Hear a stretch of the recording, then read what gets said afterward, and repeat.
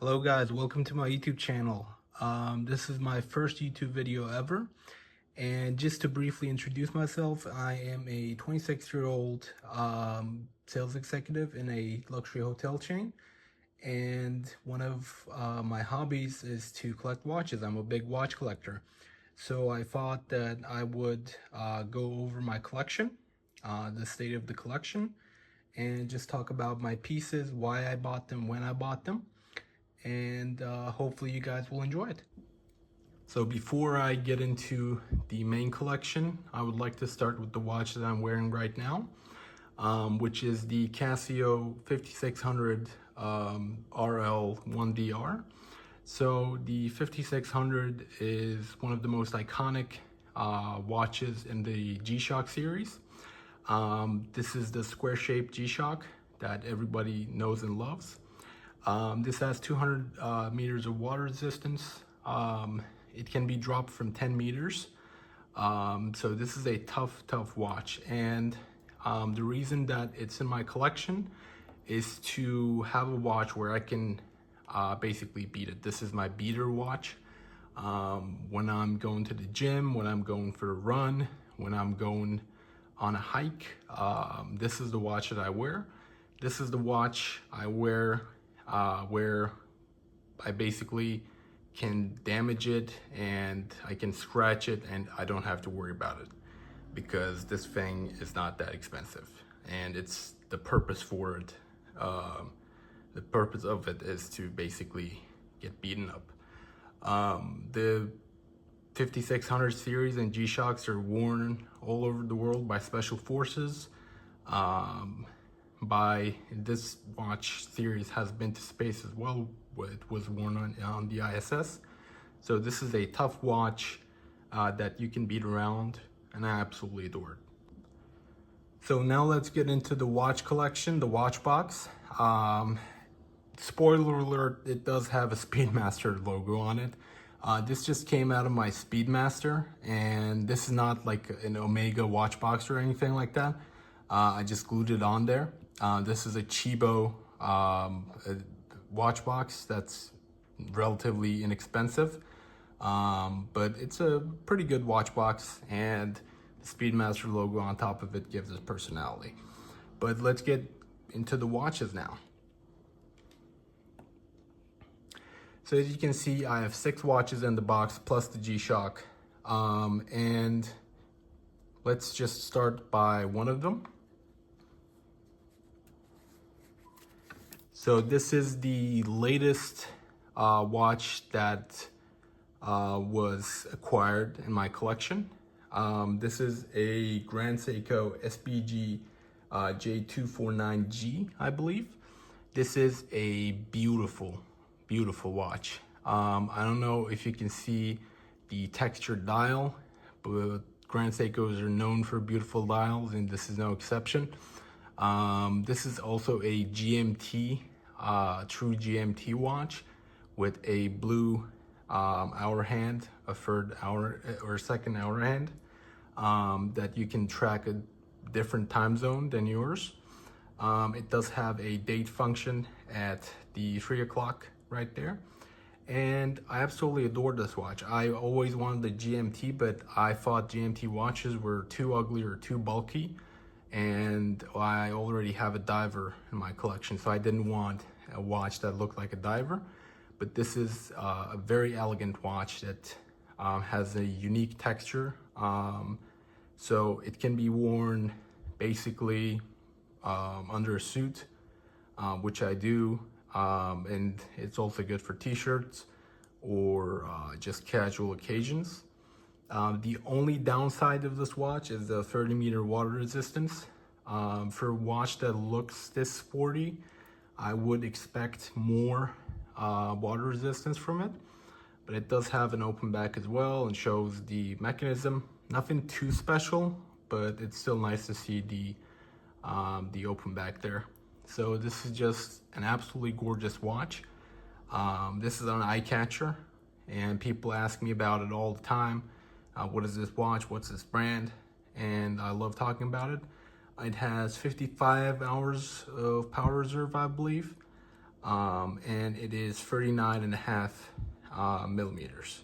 So good for many different wrist size. So this is just a gorgeous watch, and this is also a high beat watch as well. So it's very accurate, and the second hands has a very smooth ticking. So moving on to a more classic watch. This watch needs no introduction. This is the Omega Speedmaster Moon Watch. This is the sapphire sandwich version that I acquired back in 2019. This was my first ever luxury watch, so this is a very special piece to me. I mean, everybody knows about this watch. This is one of the most popular watches that have ever been produced. I don't need to say it. It landed on the moon with Neil Armstrong and Buzz Aldrin. So this is a very sporty watch, but since it's also a retro watch, this can be worn under a suit as well. It's just a watch that can do basically anything besides swimming. This has 50 meters of water resistance, so not too suitable for the beach. But besides that, this is definitely a watch that you can do anything with. I mean, heck, it went to the moon, so yeah. So the sapphire sandwich version has the open back and the engraving of the first watch worn on the moon. So this is a very special piece to me. This is what started my collecting journey, and it will always stay in my collection. So it's one of my favorites. So moving on to Rolex land. This is the only Rolex that I own currently. This is the Rolex Ultra Perpetual 41 millimeters, reference number 124300. This is just a gorgeous watch. It is simple, but that's what makes it so beautiful. This can be dressed up, this can be dressed down. It can basically suit every occasion. This is an everyday watch. It has 100 meters of water resistance. It's very accurate. It's +2, -2 seconds a day, but I find it to be less if I'm not, on an airplane or in a place surrounded by, electromagnetic waves. But besides that, this is a very accurate watch. It's a Rolex. People love hating on Rolexes, but they have their reputation for a reason. This is just a gorgeous watch. This is just a gorgeous everyday watch that can do it all, and the black color, the black dial helps that as well. So moving on to a dress piece, we have the Cartier Tank Must X Large. This was actually a birthday gift to myself. I originally bought the large version of this watch, but I returned it and bought the Tank Must X Large instead, because it was a little too small for my wrist, which is 7.5 inches. And also the large version was quartz, and I'm okay with quartz. They're accurate, they're good and all, but if I'm going to spend 4 figures on a watch, I expect it to be mechanical.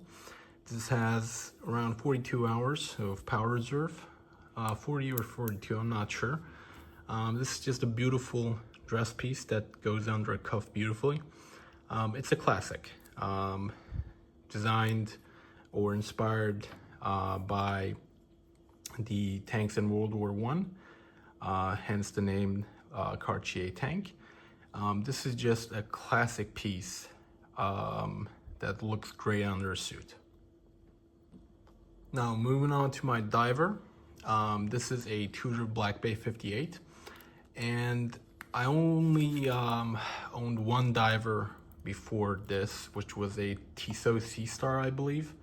That was a quartz, and it was like 44 millimeters, I believe. It was chunky, it was uncomfortable to wear, so I'm not a huge fan of divers. But what ended up happening was when I heard of the Tudor Black Bay 58 and the 39 millimeters that it offered, I was very impressed. So I went to a Tudor AD and I got my hands on a Tudor Black Bay 58 and I was impressed. This watch it does not wear like a diver at all. This is a very comfortable watch to wear. It can be worn under a t-shirt. I mean, heck, divers can be worn under suits nowadays anyway. This has 200 meters of water resistance, so a little lacking in terms of divers. Divers usually have 300 meters of water resistance, such as the Submariner or the Omega Seamaster, but who cares? You can comfortably swim in it, and when you're going out on a casual weekend, it does look great under any kind of outfit. So I absolutely adore this watch. I bought the blue version just to give my collection a little color variety. And also, I mean, blue just goes beautiful with the diver aesthetic, right? So I absolutely adore this watch, and it's a keeper in my collection. Now moving on to my last piece in my collection. This is a German brand, Nomos Glashütte. So this watch I acquired before the Cartier, when I didn't have a dress watch, and I wear a suit to the office 5 days a week, sometimes 6. So I needed a dedicated dress watch, and I looked all over the internet. Longines was a good option, but they lacked in-house movements for that price, and I ended up with a Nomos. And this piece is so simple, so elegant, and so beautiful. So it is 38 millimeters, I believe. Nomos likes to make smaller watches. And look at how thin this watch is. I mean, this basically looks like a quartz. And it does have a manual winding caliber inside of it. It's called the Nomos Alpha caliber. And the movement is just absolutely beautiful with the case back, the open back. So this is a very simple, elegant watch. How it differs between the Cartier is that this is more of a, the Cartier is more of a, if I'm going to have a business dinner or a very formal occasion, a black tie event, the Cartier is the one that I wear, and Nomos is more for the office, because this is basically a very elegant and simple watch. You only have the time and seconds, and that's about it. No date window, no anything like that. But it does have a unique spot in my collection because, again, I have 2 dress watches, but one of them is rectangular and the other one is round. So I absolutely adored this watch. The leather here is very good quality, and for the price, this is my least expensive watch. Well, if you don't count G-Shock, it's around 2,200 USD. But I mean, you got to give it to the Germans. They know how to make a watch. So this is just a gorgeous piece that's going to stay in my collection for a long time. So that's my entire watch collection at this time. And I do have pieces that I want to acquire. So one of them is going to be a Rolex Datejust with the Jubilee bracelet and the fluted bezel. I am on a waiting list for that. And the second one is going to be a IWC Mark 20. But to sum it all up, if I want a beater, then I'm going with the G-Shock right here. You can't go wrong with a G-Shock. It's an absolute beater. You can take it anywhere. If I want a chronograph and a historically significant watch, then I'm going with the Omega Speedmaster Moonwatch. If I want an elegant GMT, then I'm going with the Grand Seiko with its beautiful dial. If I'm going to the beach or if I'm going to get wet, then the Tudor Black Bay 58 is absolutely the right one to do so. If I'm really dressing down, then I'm going with the Cartier tank. And for the office, I usually wear my Nomos right here, Nomos Orion 38. So that's my entire watch collection. I hope you guys have enjoyed the video. If you did, please leave a like, and I would like to hear from you, your comments, your suggestions about my watch collection. I really enjoyed doing this video, so if you guys enjoyed it, I might do some more. Thank you.